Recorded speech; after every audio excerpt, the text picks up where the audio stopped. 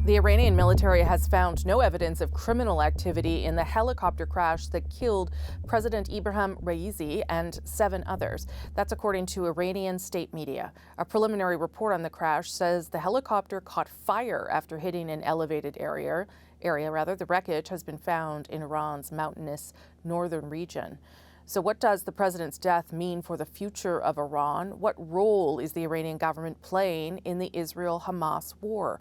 Earlier, I spoke to Iran's exiled crown prince, Reza Pahlavi. His father, the last Shah of Iran, was ousted in 1979. The country then transformed into the Islamic Republic that we see today. Pahlavi has become an advocate for a secular and democratic Iran, and he's calling on Canada to label Iran's Revolutionary Guard a terrorist group. I spoke to him on Friday from Washington. Joining me now is the exiled crown prince of Iran, Reza Pahlavi. Thank you so much for being here, Your Royal Highness. My pleasure.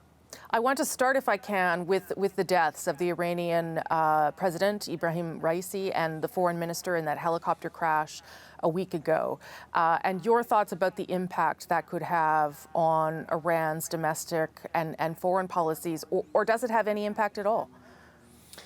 Basically, every aspect of politics in Iran is ultimately controlled by the supreme leader, especially when it comes to foreign policy. So I don't think there's going to be much of a change in terms of the replacement to Mr. Raisi. It's probably going to be more of the same, and Khamenei has maintained consistently the same position he has over the last 3 decades.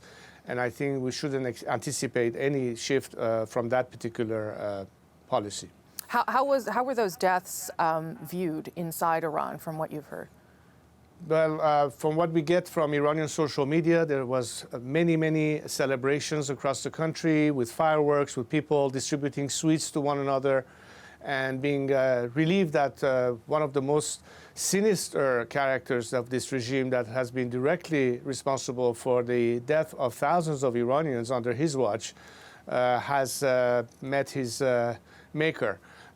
We only feel that we wish he was there to witness the downfall of the regime and be held accountable for his crimes. But this is now water under the bridge. The fight continues for many Iranians to liberate themselves, and we'll continue fighting until the day we are liberated from this regime. And I do want to talk more about where you think that's at, but I also want to talk about the Middle East a little bit, because the Supreme Leader met with the leader of Hamas in Tehran for that funeral. Obviously, the Iranian government supports Hamas. What is your view about the role that Iran is currently playing in that war, and then I guess the proxy wars happening around it?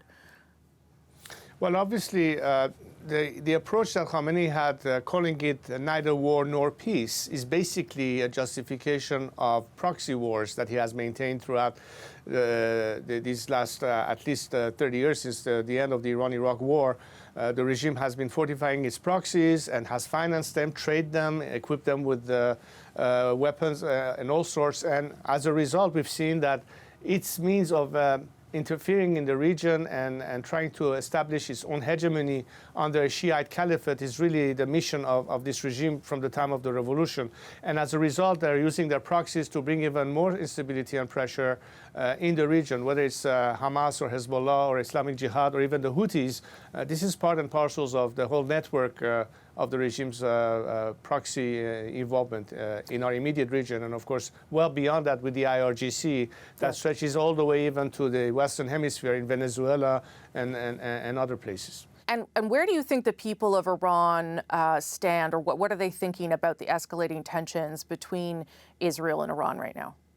I think the people of Iran have always tried to message the world that a liberated Iran, a democratic Iran, will seek only peace and good relations with our neighbors, whether it's the Arabs or the Israelis, completely different and opposite to what this regime has been standing for.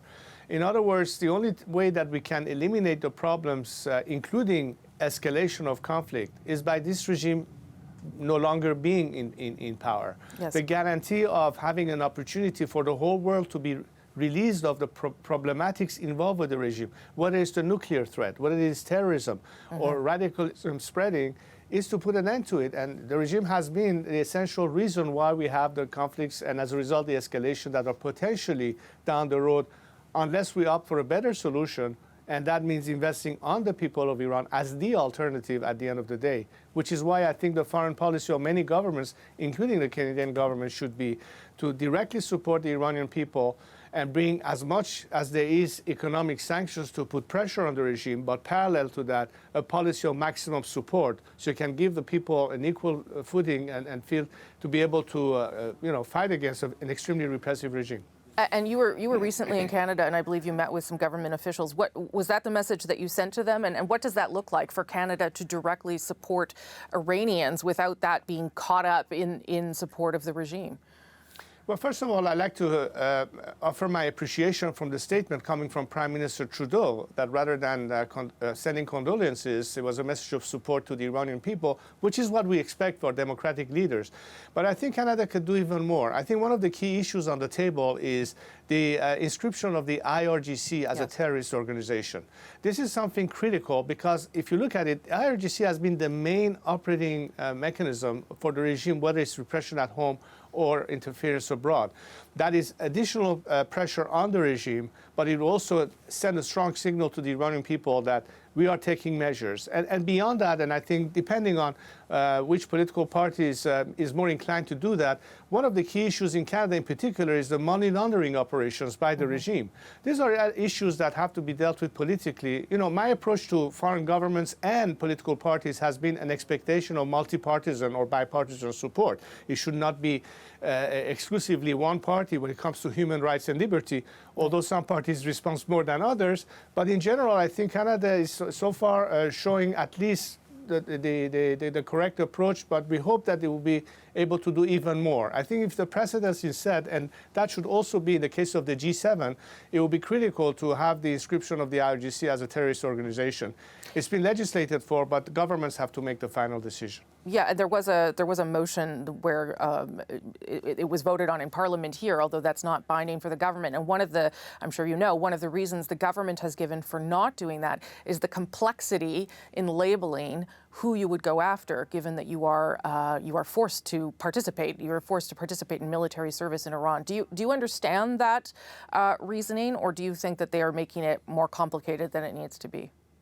There's a possible answer to that problem in the sense that you could say, as of now, whoever continues in this thing with the IRGC will be subject to that. But those who prior to that have been in there and are now, residents in Canada, it may not necessarily have to apply to them retroactively. So that's one way of satisfying the concerns of government that hesitate doing that because of that issue, but at the same time, it doesn't eliminate the fact that we have to hold the IRGC accountable. This may be a way around it, and I don't know if that's something that could be implemented or not. What needs to happen in order to make sure that the war we're seeing play out in Israel and Gaza doesn't become a broader regional war, and that Iran doesn't get drawn in or decide to get involved? What kind of things need to happen from the international community?